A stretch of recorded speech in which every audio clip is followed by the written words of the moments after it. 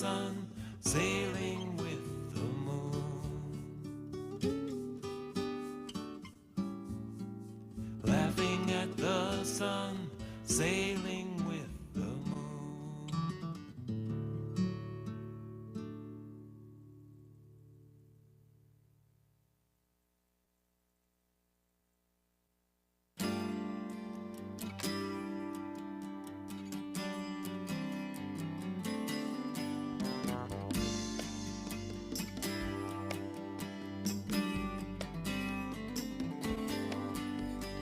Nothing we haven't seen before, from covert conflict to open wars, area prone to domination, little hope for repatriation.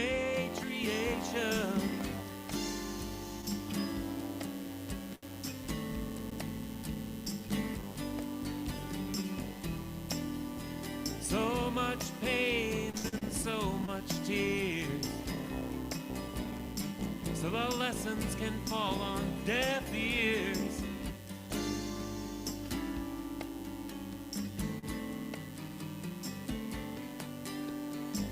At what cost the war is won? Well, it's all over, but the revision's just begun.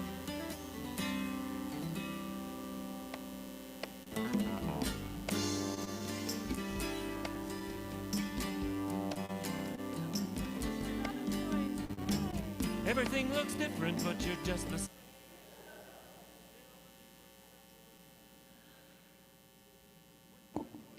Whoever you are, we welcome you.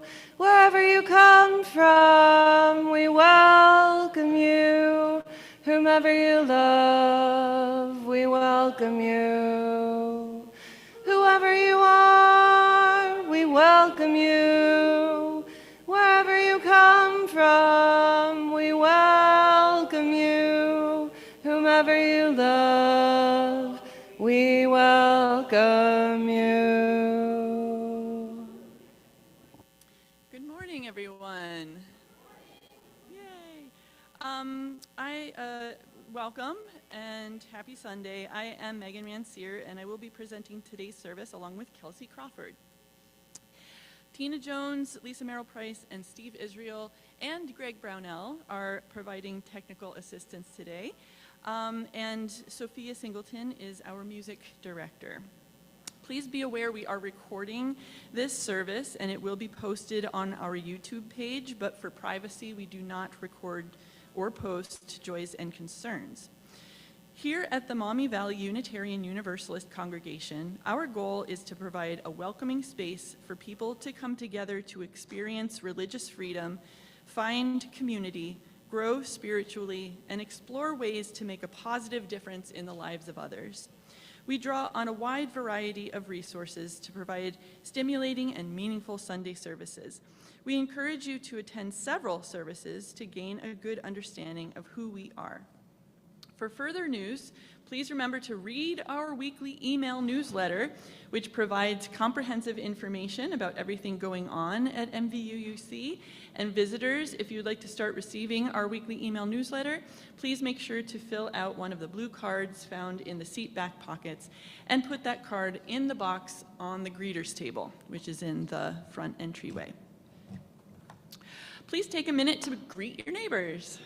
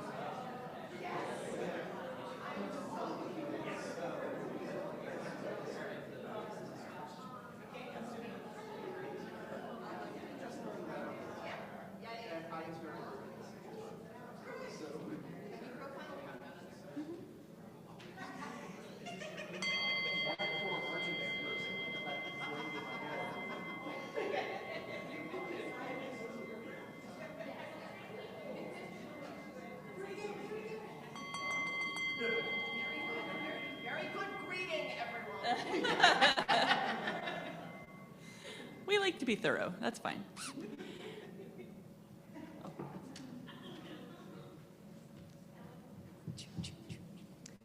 The chalice will be lit today by Buffy Elwazani. Please join me in reading the words provided for you as we light the chalice. Today, we light this chalice in the spirit of play. Let us trust the light to guide us in this hour and in the days to come, finding joy along the way. Now's the time for sharing of joys and concerns. Tina, please stop recording the service at this time. At MVUUC. Yes, please. Thank you. And now it's time for the first hymn. So if you'll join me in the gray hymnal for number 112, Do You Hear? There's a short intro before we'll start singing, and you may stand or sit as Spirit moves you to do so.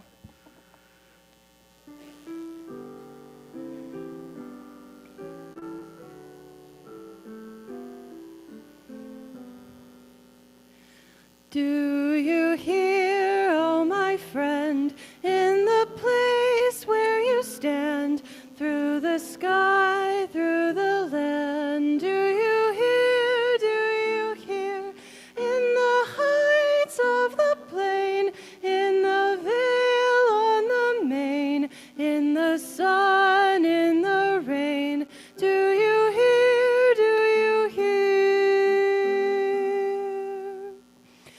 Through the roar, through the rush, through the plung, through the crush, do you hear in the hush of your soul, hear the cry, fear won't still, hear the heart's call to will, hear a sigh, startling trill, in your soul, in your soul. From the place where you stand to the outermost strand, do you hear, oh my friend? Do you hear all the dreams, all the dares, all the sighs, all the prayers? There are yours, mine, and theirs. Do you hear? Do you hear?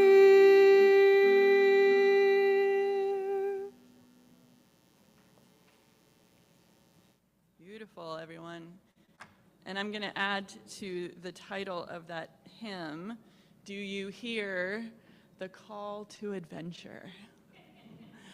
So in place of opening words today, we have an opening activity. Now, how many of you have ever played Dungeons & Dragons before? Raise your hand. Okay, so that's almost half of you. And which is great, but I'm actually more excited about the people who have never played, because now you're going to get a chance to try it. So if you look around you, you should see a clipboard with a 6-sided die on it. So let's take a moment, and folks sitting in chairs in the corners, there are 6-sided dice on the table. There's one for, yeah.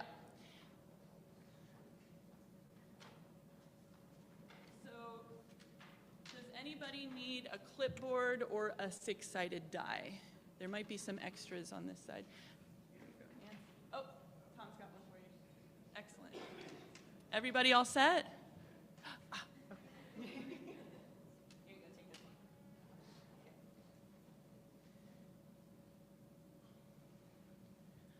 one. Whoa, okay. So, yeah, that was fun. So I realize that the clipboard is not the ideal rolling surface because it should have walls, ideally, so that it doesn't fall off the clipboard.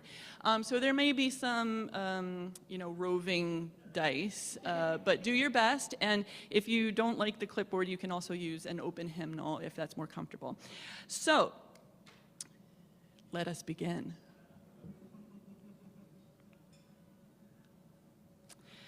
So first we're going to roll to find out what kind of character type you are. And I'm only giving you 6 options. In a normal D&D game, the options are almost endless, but I've reduced them to 6. So everybody go ahead and roll your 6-sided die. All right. Does everybody have a result? Okay, let's do a show of hands. Raise your hand if you got a 1.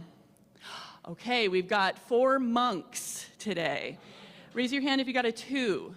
Ooh, a nice collection of about 8, 9, 10 barbarians. Ooh, we're a very fighter class heavy. Okay, if you got a 3, raise your hand.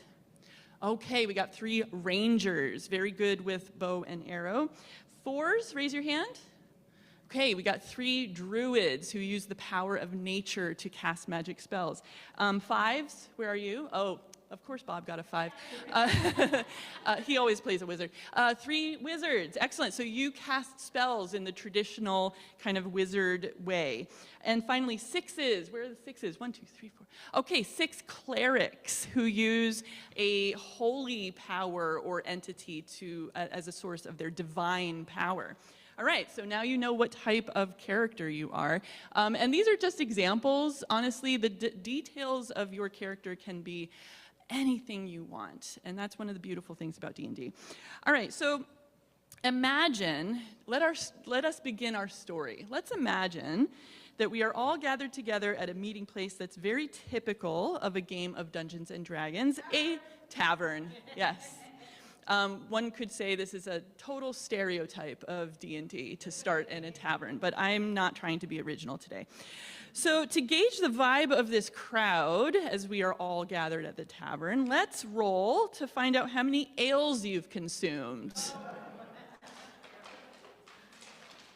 All right, let's do a show of hands. How many of you have had 1, 2, 3, 4, getting wild now. How about 5, 6? Oh, all right. So Tom and Jake are our big partiers. All right, so now okay, don't do it yet, but our next roll is going to be a perception roll. So that means, what are you going to notice in the tavern? What does your character notice in the tavern? So let's everybody roll one more time. Okay. And I'm going to tell you what you notice based on what you roll. So here are the options. So how many of you rolled a 1? Okay. This is typical in D&D. 1 usually means not much happens, but you're too distracted by the food to pay attention to the people around you. How many rolled a 2? Okay. You notice a table or 2 by the windows where people are playing card games. How many rolled 3? Who rolled a 3? Couple people. All right. You notice somebody at the bar is being rowdy. Roll.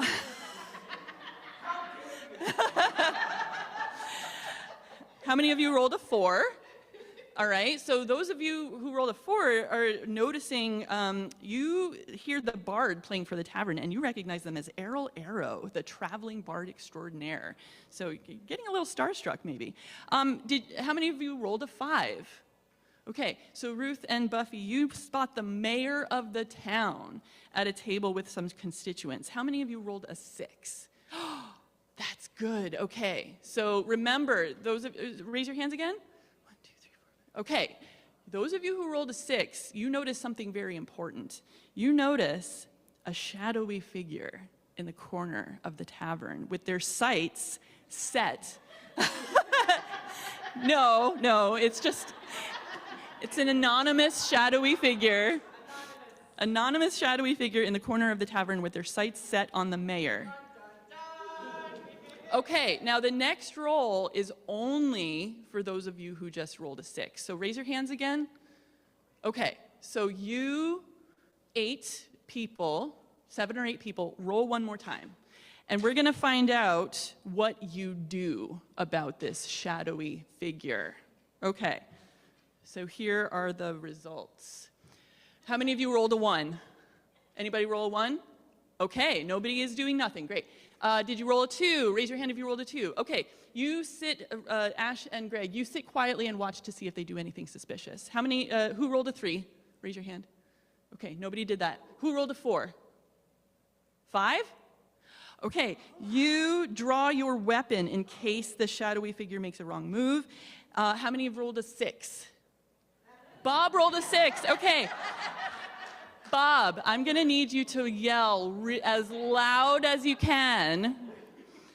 This is what I... Yes! Okay. So Bob yelled loudly and clearly enough that everybody in the tavern heard him and turns directly toward the corner where this shadowy figure is standing. Realizing they've been spotted, and content warning, the next slide is a little scary, but this shadowy figure lunges toward the mayor and draws a large vial containing a glowing green liquid from their cloak. Okay, everybody is seeing this in the tavern. What do you do? So roll again. Let's find out. Okay, you got your results? How many of you rolled a 1? Oh, you all faint.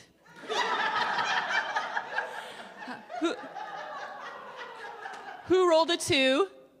Okay, you shrug and order another ale. How many of you rolled a 3? Okay, Robin, yell, watch out. Yeah. How many of you rolled a 4? Okay, 3 of you run to the mayor's table to try to protect her. How many of you rolled a 5? 5 of you run toward the shadowy figure to try to intercept them. And who rolled a 6? Yes, you take your empty ale mug and throw it at this shadowy figure. Great job. Enough of you shouted, protected the mayor, intercepted the shadowy figure, and threw your mugs that the would-be assassin is stopped in their tracks. Yay! But their plan foiled, the would-be assassin is going to try to escape, but they'll have to get through you first. So, monks, barbarians, and rangers, get your fists and weapons ready. Druids, wizards, and clerics, get ready to cast some spells. And we're going to make this really easy. We're going to do we'll do as many rounds of combat as we need, but all that matters is if you roll from 1 to 3, which is a miss, or from 4 to 6, which is a hit. Okay, so let's do our first roll of combat and see what you get. All right, how many of you rolled... Oh, sorry, a 5 or 6. I made this more difficult than I needed to. How many of you rolled a 5 or a 6? Okay, 1, 2, 3, 4. Ooh, that first round was tough. Okay, let's do it again. Roll again. All right, 5s and 6s, raise your hand. Okay, 1, 2, 3, 4, 5, 6. Okay, halfway there. Let's roll again. 5 or 6. 1, 2. Ooh, good round. 1, 2, 3, 4, 5, 6, 7, 8, 9. Okay, one more round. Roll again. 5s and 6s. Yes, we did it. Okay. The assassin has been thwarted. They lie unconscious on the floor. And those of you who know D&D, you know what happens next. As the mayor arranges for the arrest of this ne'er-do-well, she thanks you and says, "You're welcome to take anything on this criminal's person that you might find useful." So you set about investigating their pockets. Let's find out what you find. So roll one more time.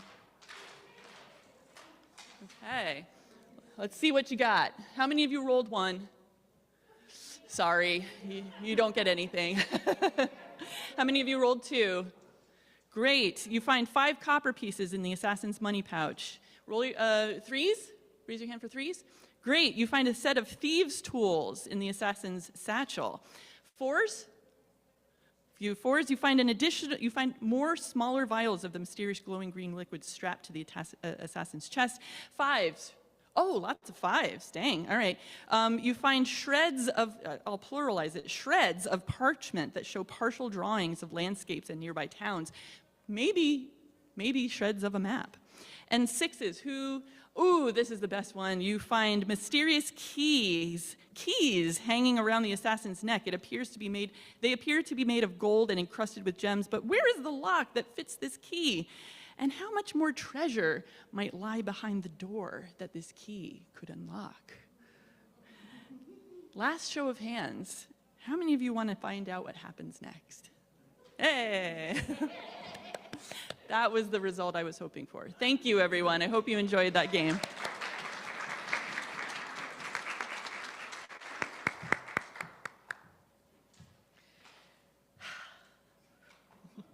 That was a lot of fun.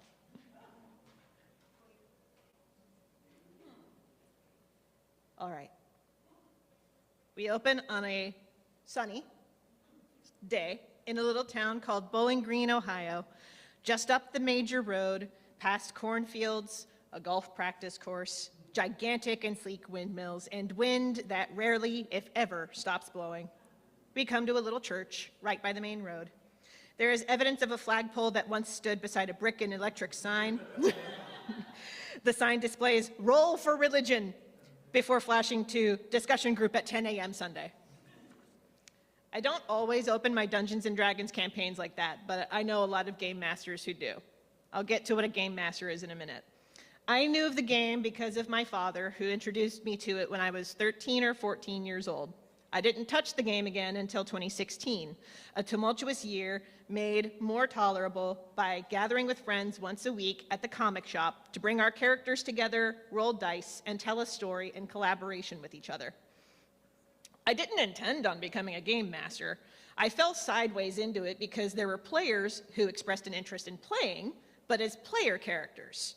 They still needed someone to be the enemies, the other characters, the environment, the fantasy world the players would engage with, and the steward and arbiter of the rules of the game. That is what a game master is. To me, the role is not as dictator, but more akin to a host. You have gathered your party together, and you, the game master, are there to take care of your players and make sure everyone is having a fun time, whatever fun looks like to them. As a game master, it's my job to make sure that folks feel welcome at my table and that we all have fun together. But how does Dungeons & Dragons work? Well, first, it depends on which edition you're playing with. There are 6 of them, more if you want to get complicated. I started with 5th edition, which is arguably the most accessible of them all. I use accessible because while some light math is involved, at least it's not THACO. If you don't know what that is, ask someone who has played the 2nd edition of the game. You have 6 core stats: strength, dexterity, constitution, intelligence, wisdom, and charisma. I like to explain it like this. Strength is how hard you can throw a tomato. Dexterity is how quickly you can dodge a tomato thrown at you.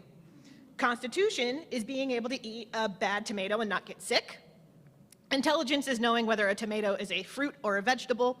Wisdom is knowing a tomato doesn't go in a fruit salad. And charisma is being able to sell a tomato to someone. Everything around this game, from how you talk to non-player characters to what kind of armor you wear, is built around these characteristics.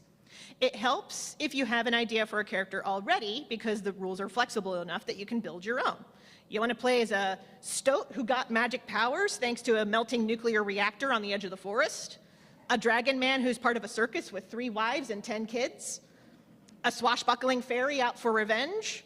A half-orc adopted by gnomes? It might sound like the rules of the game limit your options, but in fact, if you work with your game master, you can make any character work in this game. Also, there are dice. A lot of dice. A lot of dice. You don't have to have a horde like this one to start, to be clear. Just one set will do. Dice are part of the game to instill an element of luck in your role-playing.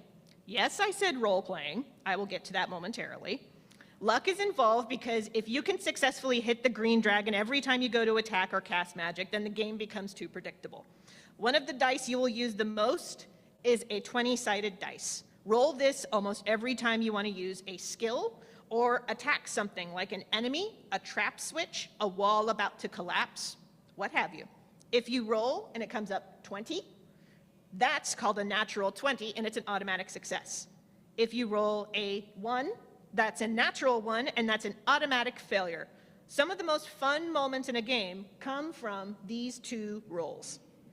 For example, Sam Riegel played a gnome bard named Scanlan. He's the very short fellow in the very front there. And in one session, he was trying to lie his way into a secret office to get a map that the party needed. His only disguise was a finger mustache and calling himself Burt Reynolds. His game master, Matthew Mercer, made him roll a deception check, and Sam rolled a natural 20. As far as role-playing goes, you can do any amount of role-play that makes sense for you. I love doing silly voices and taking on certain gestures. But not every player wants to do that or even can do silly voices, and that's okay. Despite what shows like Critical Role or Dimension 20 would lead you to believe, you don't have to be a voice actor to play the game. Play to your comfort level. The goal is to have fun. But why play the game at all? When the game was first introduced, there was, let's say, a stereotype about the players. There was also a lot of fear around the game, thanks to the Satanic Panic in the 80s. These are actual movies that exist. Yes, that is baby Tom Hanks in one of them. There were people who earnestly believed that players of the game were casting actual spells and curses on people, or that people lost themselves to the game to such a degree that they could not distinguish the game from reality and would commit crimes or suicide as a result. Yeah, that's what these two movies are about. They are anti-D&D propaganda movies. The Dark Dungeons one is actually based off of what's called a chick track, which is a propaganda comic, and they are an entire series of propaganda comics talking about everything from like coffee to yoga to Dungeons and Dragons being signs of Satanism. I am not joking. So as someone who has played the game for a decade now, I can say that these specific fears are misplaced. But there is another very real issue, and that is finding a group of inclusive players. Safety tools are tools that help establish the boundaries of the players and the game master and are a valuable part of the conversation. If you hear phrases like lines and veils, that's one tool. Lines are hard lines where a player or GM says, I do not want this in my game. And veils are, this can be in the game, but give me warning and an exit strategy just in case things get too intense. It's important to take these lines and veils seriously. I've been part of games where someone was so arachnophobic that when a combat encounter had giant spiders, they left the table and would not come back until the miniature figures were replaced with another type of enemy combatant. I've had other games where a player wanted to have their character romance another player's character, but did not ask the player in question. These are some of the lighter issues that have come up in games. There have been worse, especially for players who are women or people of color. While the tabletop gaming community as a whole has been making strides to be more inclusive, these efforts have not reached every game shop. So why play the game at all? If it's so hard to find a group of people to play with, why try? Well, humans are inherently creative. We want to tell stories, and we want to explore ideas. Storytelling, even in games, is how we build culture, how we build moments that we will reference with each other even outside of the game. In a society that pushes for culture to be passively consumed as it's generated by corporations from the top down, role-playing games are, in a way, countercultural to that. They are a way for small pockets of people from the ground up to build culture, to incorporate what matters to them and remix ideas and characters and settings in new and creative ways. And I think humans have a desire, or even a need, to step out of their own selves, even for just a little bit. We have a drive to step out of ourselves and be part of something bigger, no matter how meaningful or frivolous it seems. We are a social people, a creative people, and in fact, this is one of the reasons why people join churches, is to be part of something bigger.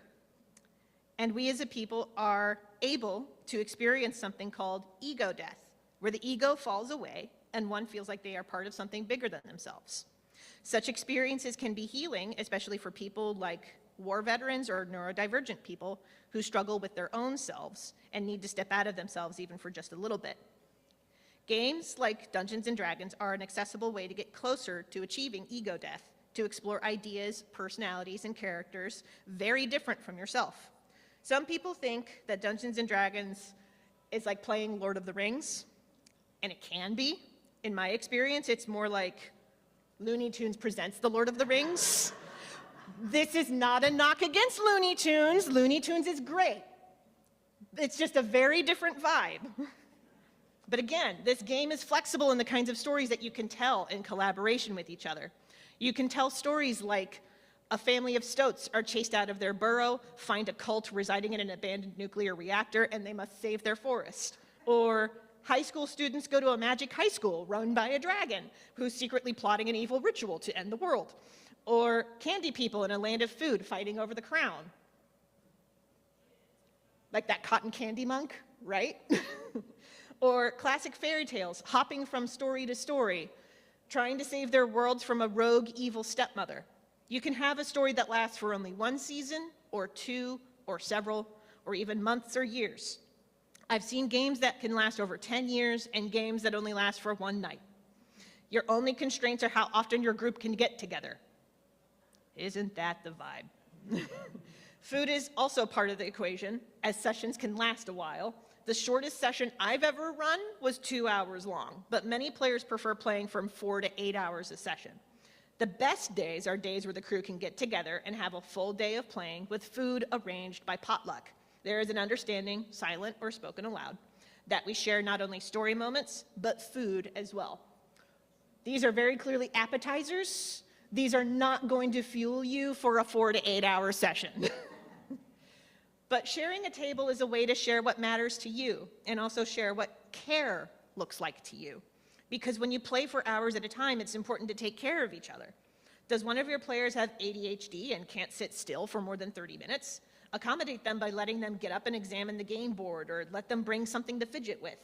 I have a busted tailbone and I can't sit for more than an hour at a time without a special cushion, so I get up on my feet frequently. Do you have players that can't visualize an encounter with combatants in their head? Bring out the Othello board and dry erase markers. In the past, people would gather around a campfire, share food, and tell stories. Dungeons & Dragons is part of that long tradition, and I'm happy to be part of it, and I hope more people are willing to roll the dice and give this a try. My table is always open.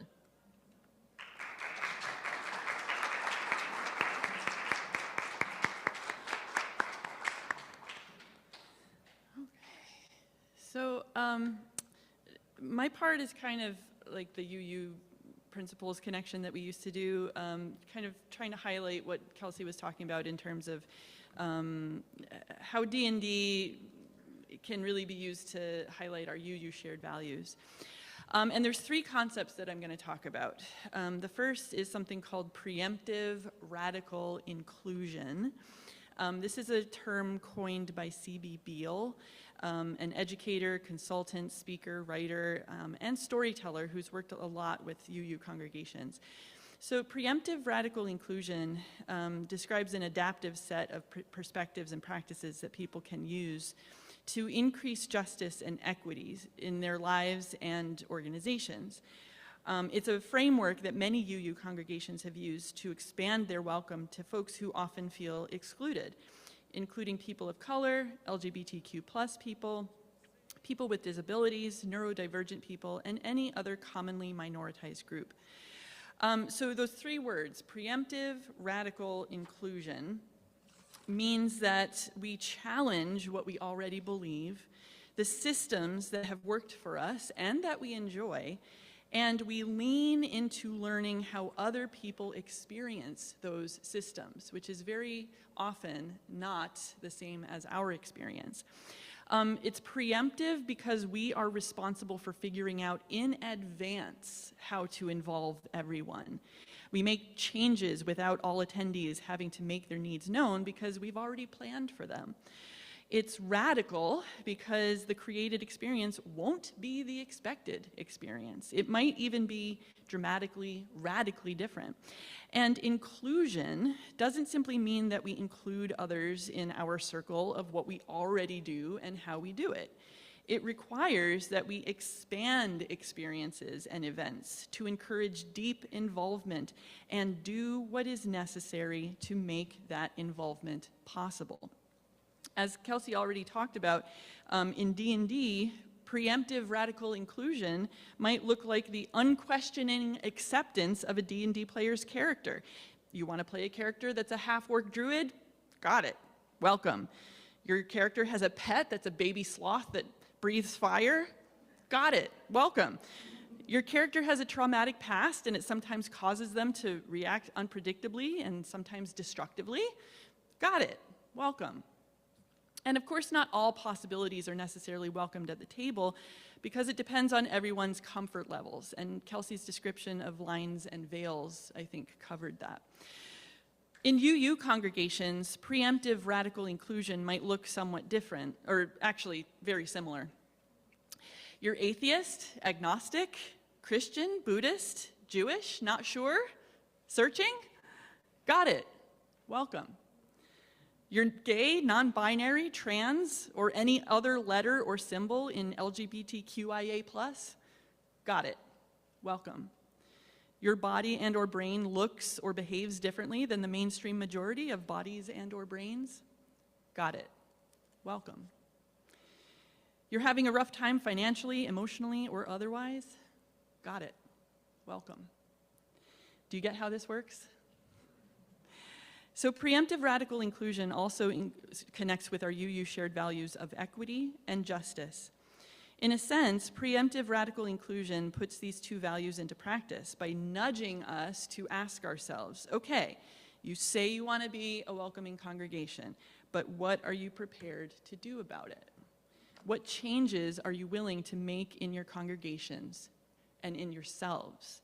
Are you prepared to get into the habit of thinking from the perspective of people unlike yourself, to anticipate their needs, concerns, perspectives, ways of understanding, and adapt to them?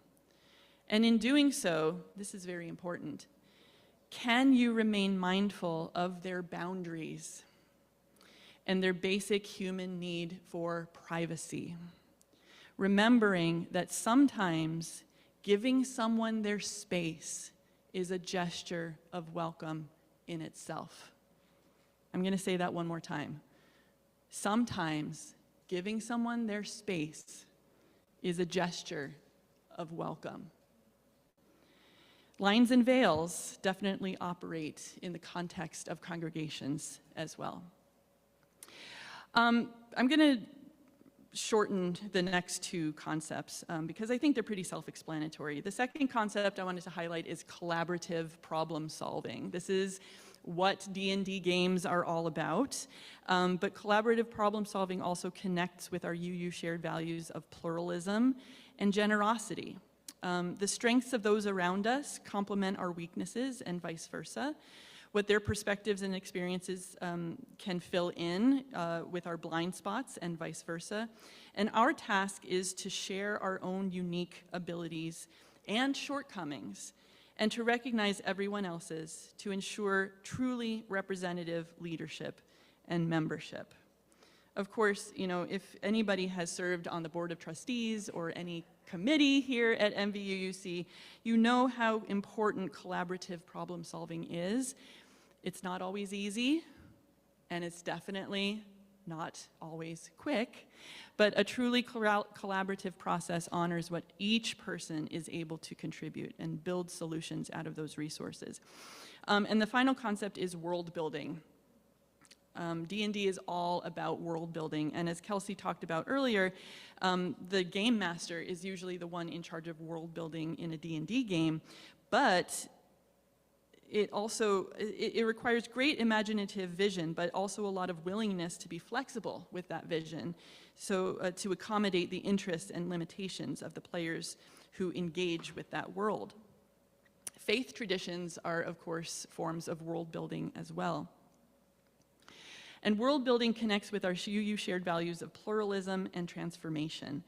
While Unitarian Universalism doesn't dictate what people should think or how they should live, it does encourage them to draw inspiration from the sources they find most meaningful to them, and to think of faith as a lifelong process that continually brings new ideas and people into our lives.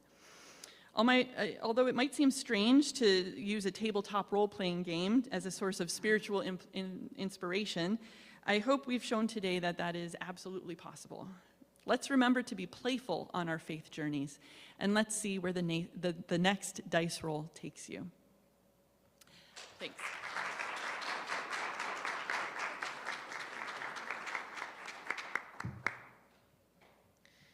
Join us as we sing hymn number 121, We'll Build a Land. That's going to be in the gray hymnals. This hymn's intro, it plays the full thing through so you can hear how it sounds. It just takes a second to get through. So don't mind that. And again, you may stand or sit as Spirit moves you to do so.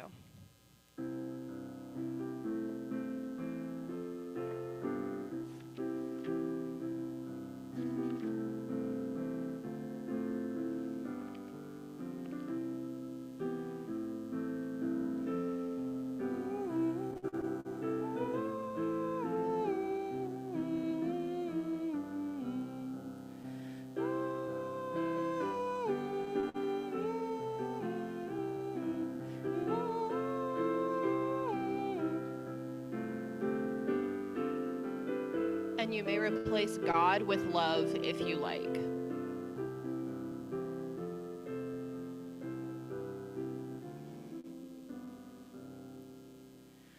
We'll build a land where we bind up the broken. We'll build a land where the captives go free, where the oil of gladness dissolves all mourning. Oh, we'll build a promised land that can be.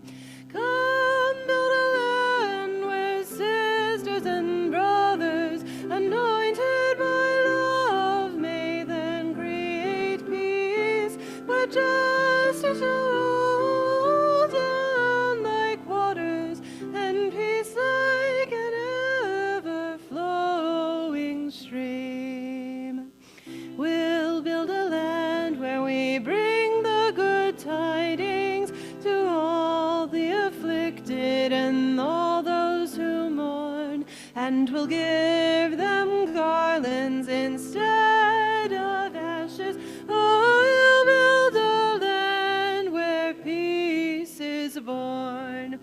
Come build a land where sisters and brothers, anointed by God, and create peace, where justice shall roll down like waters, and peace like an ever-flowing stream. We'll build a land building up ancient cities, raising up the devastations of old, restoring ruins of generations. Oh, we'll build a land of people so bold. Come build a land where sisters and brothers, anointed by God, may then create peace, where justice shall roll down like waters, and peace like an ever-flowing stream. Come build a land where the mantles of praises resound from the spirits once faint and once weak, where like oaks of righteousness stand her people. Oh, come build the land, my people we seek. Come build a land where sisters and brothers, anointed by love, may then create peace, where justice shall roll down like water, and peace like an ever-flowing stream.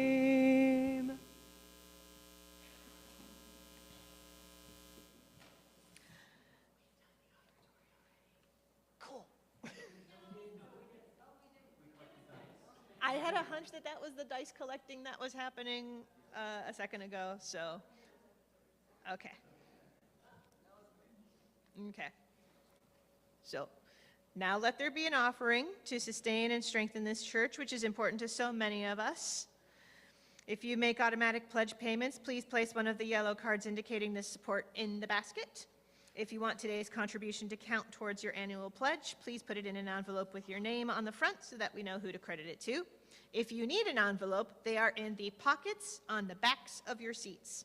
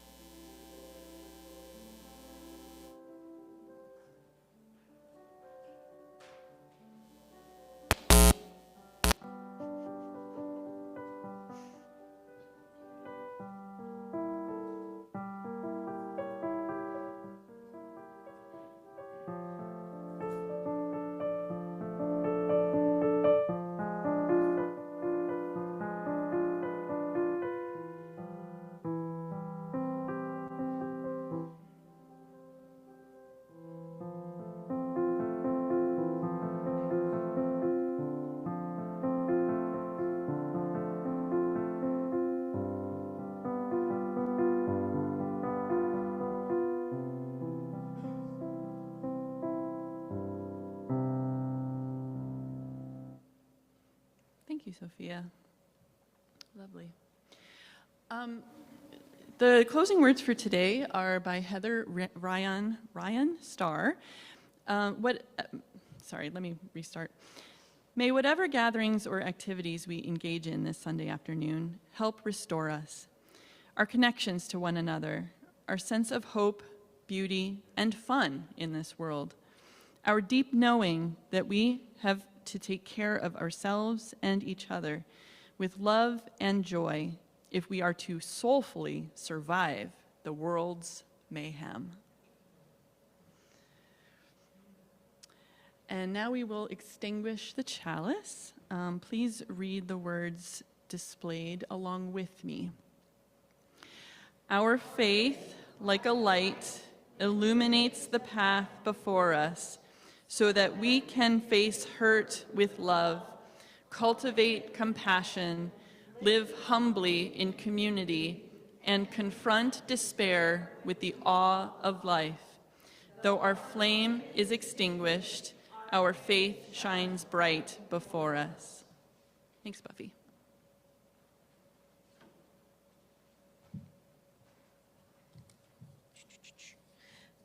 Before our closing song, we have time for a few brief announcements. Come to the podium if you have one to make. I have one. This just came in the mail this morning, or there's no post on Sunday. But this came in the mail. The Ohio Meadville UU group is running a wildlife con for grades 8 through 12. It's hosted by the Unitarian Universalist Church of the North Hills in Pittsburgh, PA. There's going to be some workshops, and there's a lot more information on this flyer here. Feel free to approach me after service if you would like to find out more. Good morning. I'm Susan. I'm president of this community, and I wanted to announce that we are going to shortly launch our pledge campaign. Yeah, we're going to raise some money. And I know I have no problem asking for money because I'm a business development person, and I know that really this campaign is about value. What kind of value does this organization, this congregation bring to you? And I'm hoping that you will pledge your money and your time based on that value. So we will be emailing it out for some people. We will be mailing it out, but yep, we're going to get ready for the next fiscal year. Thank you.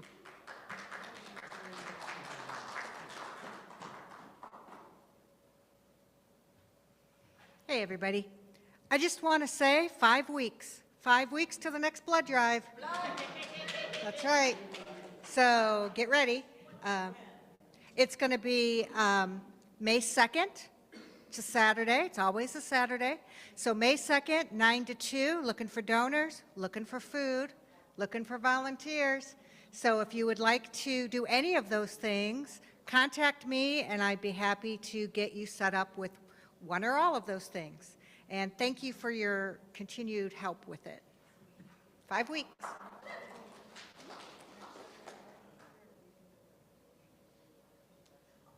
And something that is happening a lot sooner than 5 weeks, in fact, this is, I think, in less than 3 weeks, is the Building Beloved Community Beyond the Binary Conference.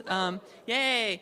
That's also going to be on a Saturday, April 18th, and we need volunteers for that too. So we have a clipboard with these 2 sign-up sheets. If you can contribute food, if you can contribute time, we would really appreciate it. But we would also love for you to just attend the conference. So there will be information about it in the newsletter, but the sign-up sheet is on the clipboard on the greeters table. Thank you.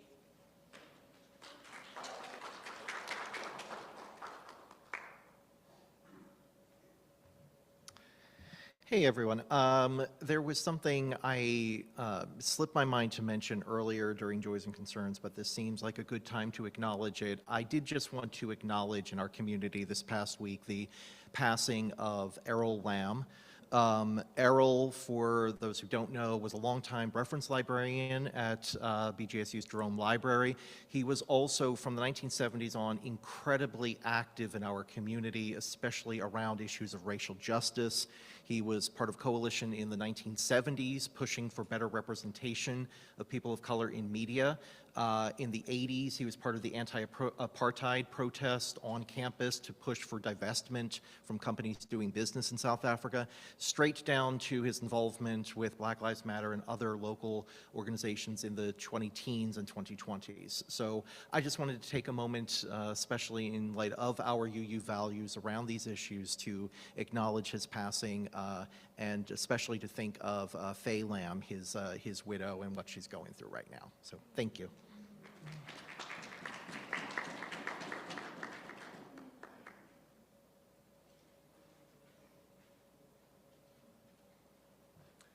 One last announcement. This is a follow-up from last week. It's kind of about money again, too, really.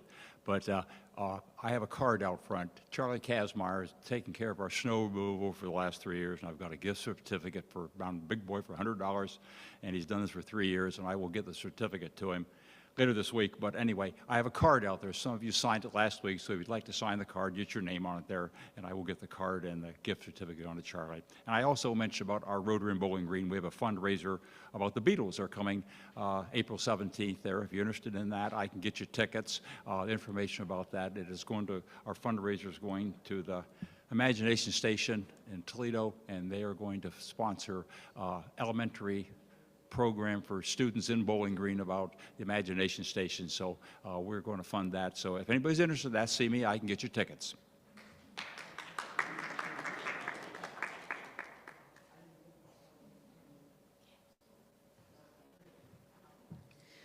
Tina, are there any announcements from our online participants? Okay. So after the closing song, we invite everyone in person to stay for coffee hour. Thank you for joining us.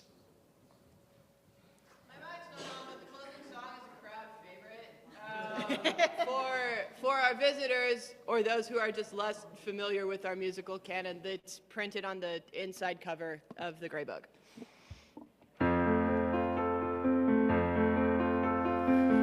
with the song in your heart, go with the music in your soul, leave with the memory of a melody, go with the song in your heart, go with the song in your heart, now until we meet again, music is our gift to you, go with the song in your heart, leave with the memory of a melody, go with the song, go with the song, go with the song in your heart. That's all for today, adventurers.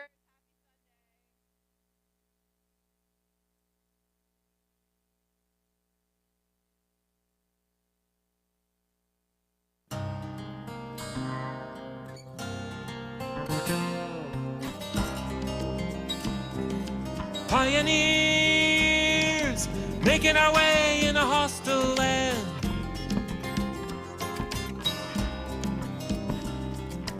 Aliens keen to learn, waiting for the tide to turn. And more of us will come.